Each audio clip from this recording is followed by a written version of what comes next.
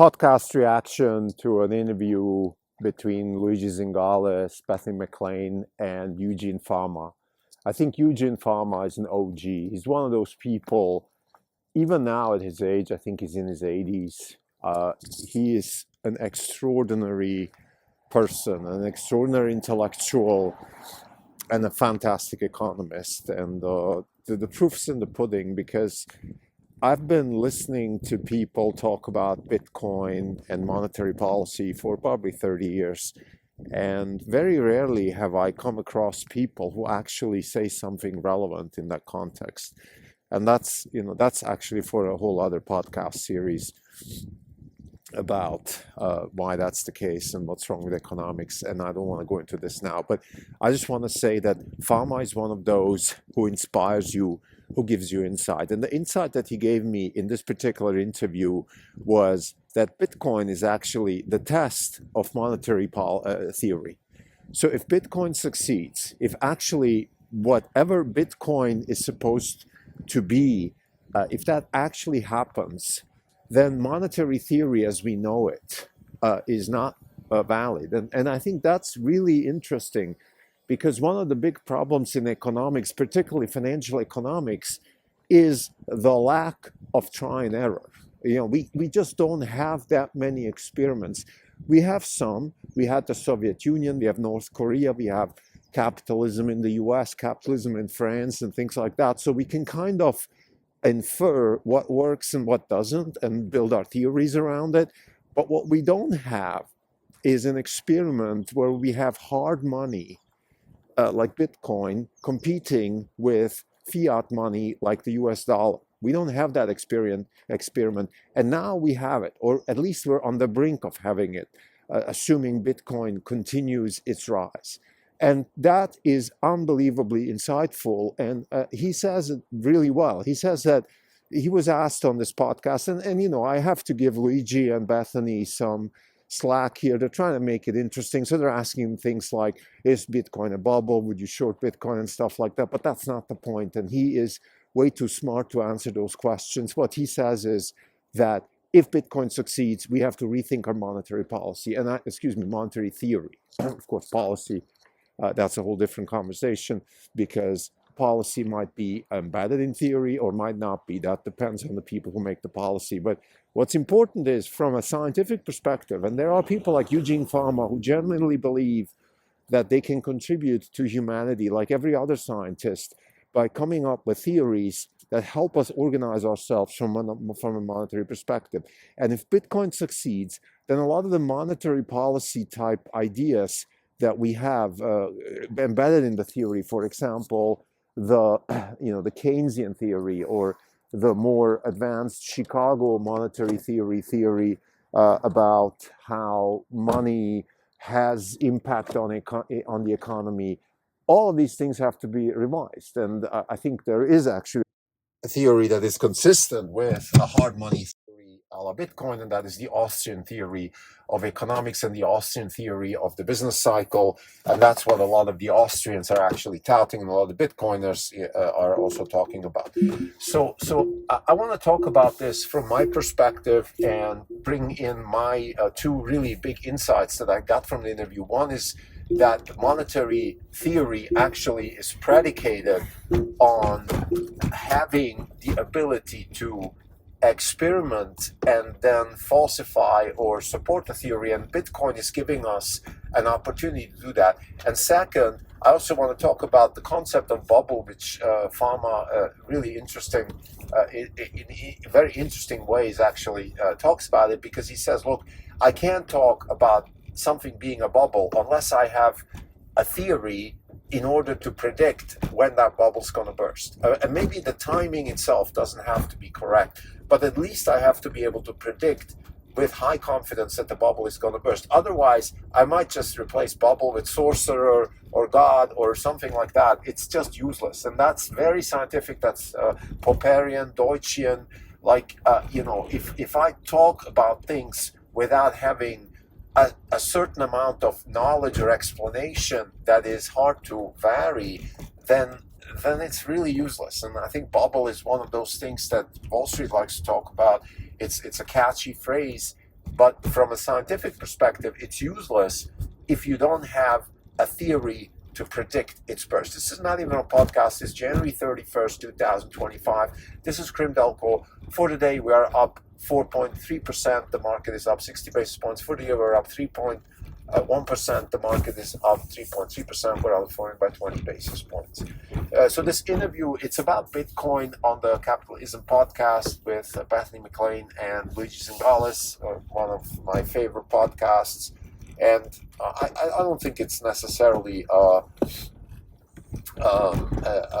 should I say, it's not one of those podcasts, let's say, that I would say you have to listen to in order to make money as a hedge fund manager. But I think in combination with the fact that I went to the University of Chicago, that I've had the pleasure to be taught by Luigi Zingales, I think it helps me a lot to sort of critically think about some of the basic assumptions that I have about how the economy works, how the financial markets work, and how one is supposed to make money in a sustainable way in the market. So this interview is really, really useful because Eugene Fama, as a person, has been instrumental in my life as a student, as a pupil. I also had the pleasure to be taught by him when I was at Chicago. And those are experiences that I can only wish for anybody else to have. It's very difficult to put in words.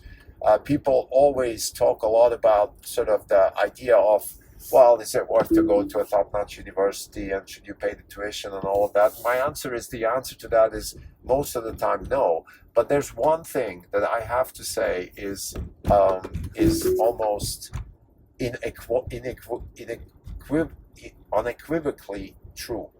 And that is that if you have the opportunity to be taught by an exceptional teacher, then that is worth any penny you have to pay for that. And I had the pleasure to be taught by several of those, even in my undergrad at the University of Zurich, which is a free university. So it's not about tuition and things like that. But unfortunately, most of these top-notch people end up converging to some of the top 20 private universities in the US. So if you really want to be taught in any field by one of the best people, maybe in the field, you probably have to go to one of those very expensive universities. But anyway, that's just a long way to say that yes, it's worth it. And I had the pleasure to be taught, particularly by Eugene Fama. And what's so interesting about it is, it's not the facts and things like that. You can learn them on Google these days. But what it is really the inspiration, the questions, the big picture, the combination of simplicity and complexity that they're able to wrap into very common sense language, which then, of course, that's what learning is all about. So the two things I want to talk about here is, one really, really important thing is, look, Bitcoin is hard money that is not centrally organized, and it is therefore a new way to organize a monetary system, a way that we haven't had before. We had similar aspects of it, like gold, for example, is a nobody's throat to choke with gold. Gold is gold, and it's a marketplace, so it's not, nobody decides that gold is money. But there's still a lot of barriers and a lot of ways and a lot of throats that can be choked. For example, you can confiscate somebody's gold and things like that. With Bitcoin, it's a little bit more liquid in the sense that you have this opportunity to transport this money anywhere. Nobody can influence the Bitcoin market unless they destroy all the computers on Earth, which is probably akin to destroying all the gold on Earth. I mean, if you do that, then gold loses its value as money.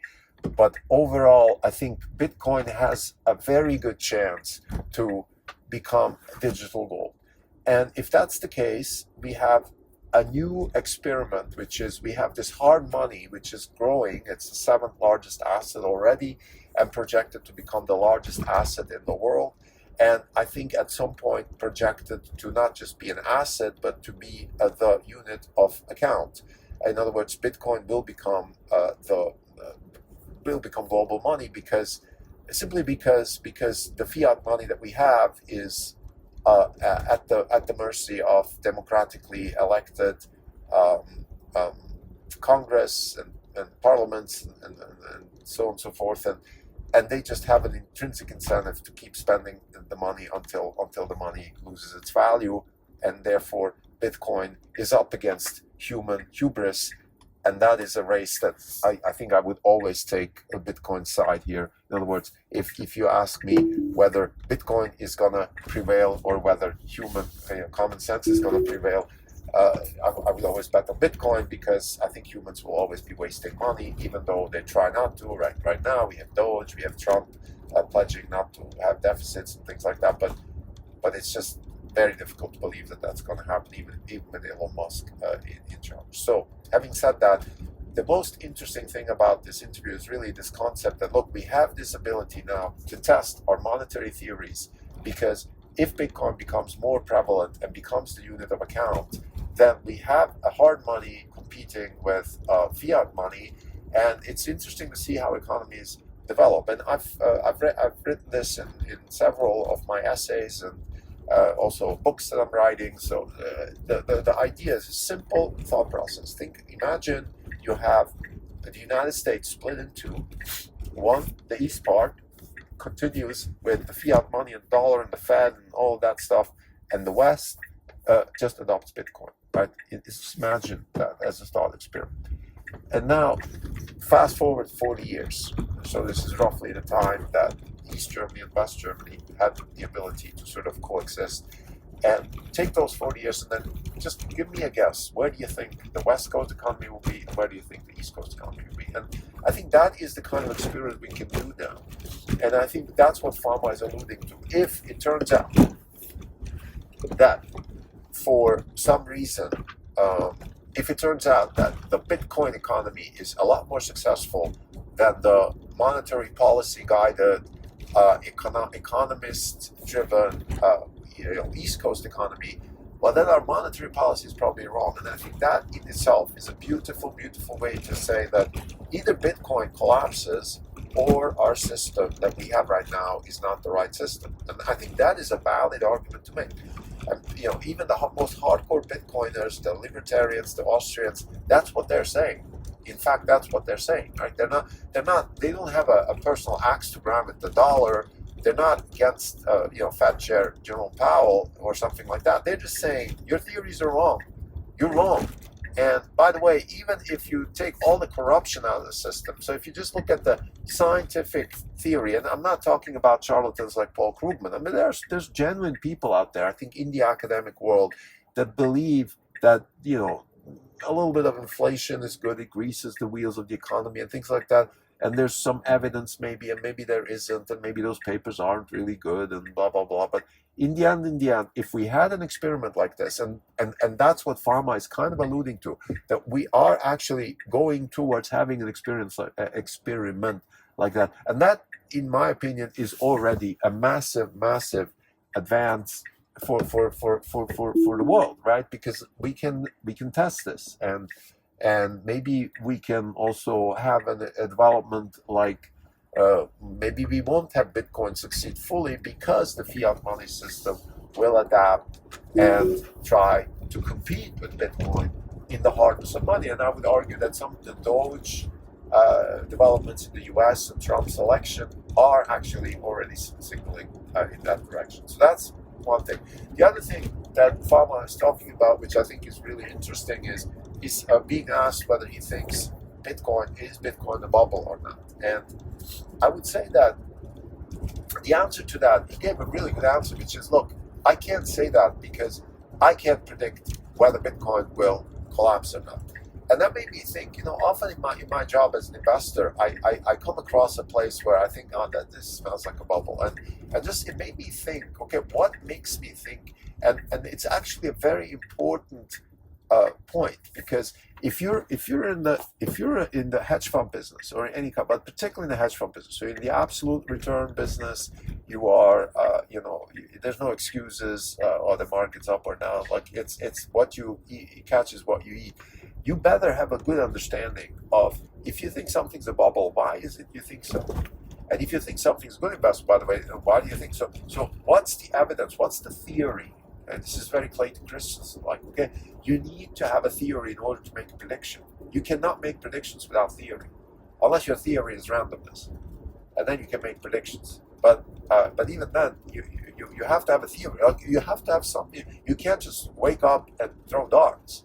Otherwise, that's not very useful in my opinion. So if you have a theory, you can then say. So, for example, there was this. Just an example. There were these special acquisition purchase vehicles, or SPACs, whatever they're called.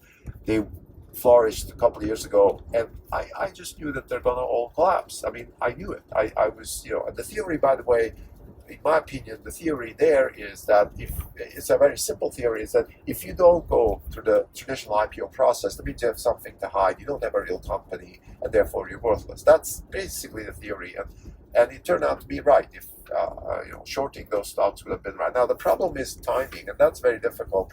And famous quote by Keynes is, "In the long run, we're all dead," which is a stupid quote, but in terms of shorting, I think it does have some legs, because you can short something and be right, but not have the timing correct, and then not make money. And to us at Orange Capital Partners, this has happened a lot, and therefore we stopped shorting more or less. I mean, we're still, for example, right now we're contemplating shorting the euro, things like that. But shorting individual stocks is relatively difficult from a timing perspective, and then that warrants a whole other podcast. So I don't want to talk about this more. Let's get back to the point that Fama's making is simple. If you want to talk about Bitcoin being a bubble, you better have a theory for why it's going to collapse. You don't have to get the timing right, but you have to have a theory. And then when it collapses, it better be exactly how you predict it. Otherwise, you might as well supplant bubble with the word sorcerer or God or faith or whatever else. So to summarize, Capitalisn't interview with Eugene Fama, great inspiration. Kudos to Eugene Fama. He's an amazing person. He's been around for a long time. He has guided me through my career as a student and as a hedge fund manager, and still does in his 80s, which is amazing. And I think the two big takeaways from the interview: one is that Bitcoin is giving us the chance to test our monetary theories, and second, that if you want to talk about a bubble, you better have a theory. It's a bubble.